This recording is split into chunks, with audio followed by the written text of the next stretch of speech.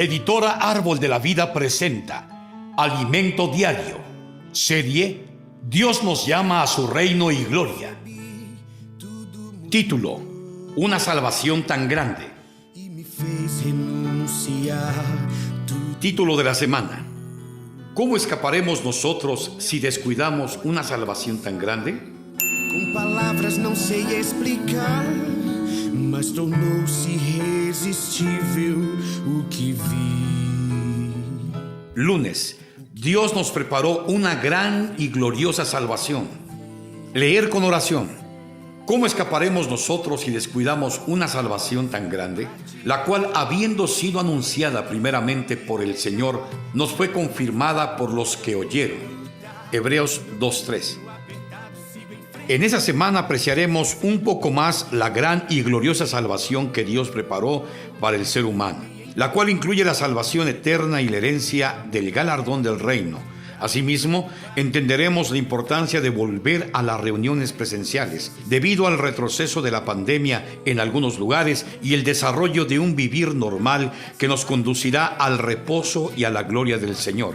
Vamos a desvendar un poco más el hecho de que el hombre fue creado de una manera muy especial, pues Dios le concedió la libertad para que lo escogiera por su propia y espontánea voluntad. Además, recibiremos más advertencias con respecto al peligro del veneno de la serpiente que nos desconecta de Dios, porque pone en duda su palabra. Por último, disfrutaremos de la preparación divina durante 4000 años de una vacuna, el Cristo maravilloso que vence al pecado.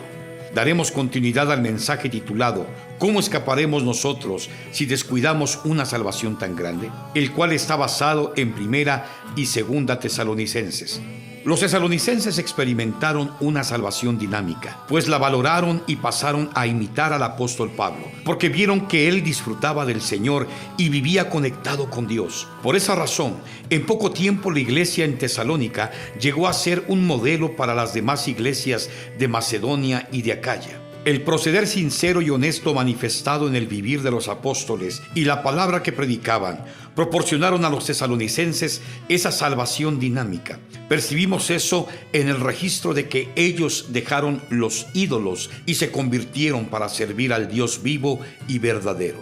Su esperanza no estaba puesta en las cosas terrenales, sino en la venida de nuestro Señor Jesucristo. De esa manera, la iglesia en Tesalónica fue cimentada sobre el trípode de la fe, el amor y la esperanza. El contenido de la predicación de los apóstoles tenía la luz de la verdad y esperar de los cielos a su Hijo, el cual resucitó de los muertos a Jesús, quien nos libra de la ira venidera.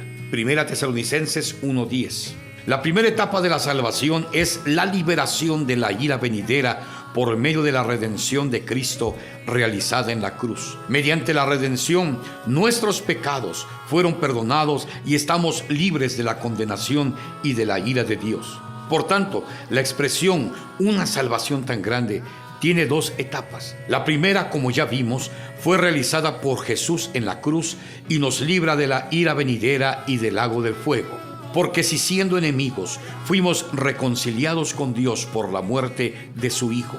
Romanos 5:10a. Jesucristo, como el Hijo de Dios, estuvo en la tierra durante 33 años y medio y murió en la cruz como el Cordero de Dios para obtener el perdón de nuestros pecados. Él tomó nuestro lugar, sufriendo una muerte vicaria, es decir, una muerte sustitutiva.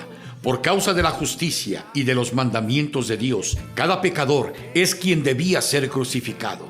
Sin embargo, por amor a nosotros, Dios envió a su Hijo a morir en nuestro lugar.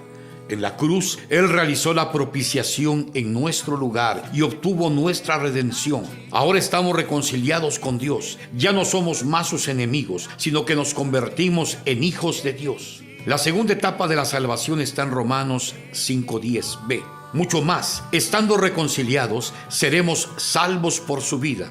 El proceso de la salvación es continua e incluye la justificación subjetiva, la santificación, la transformación, la conformación y la glorificación. Estos temas son vastos y maravillosos, pero hoy en la mayoría de los grupos cristianos se habla poco sobre eso. Se da mayor énfasis a lo inmediato, a la prosperidad y a las bendiciones materiales. Sin embargo, eso no es el propósito de Dios. Además de cuidar de nosotros, sus hijos, Él preparó una salvación plena para nosotros.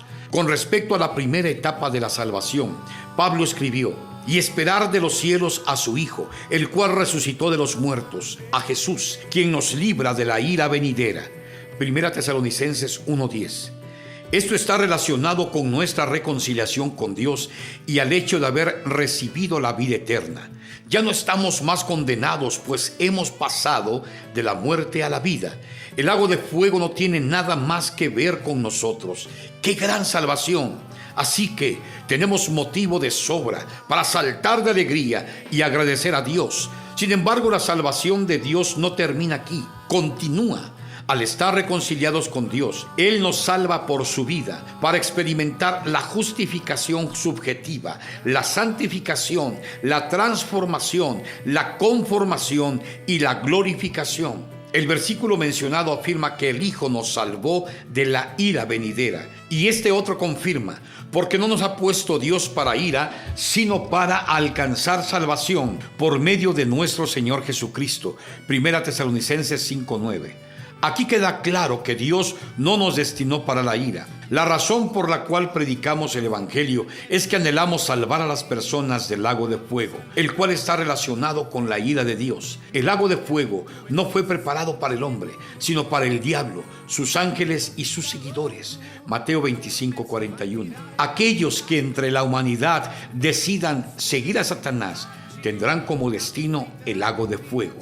Dios preparó para nosotros una plena salvación, a fin de ser glorificados e insertados en el Padre, para participar de la armonía, del amor, de la luz, de la felicidad y de la gloria de Dios.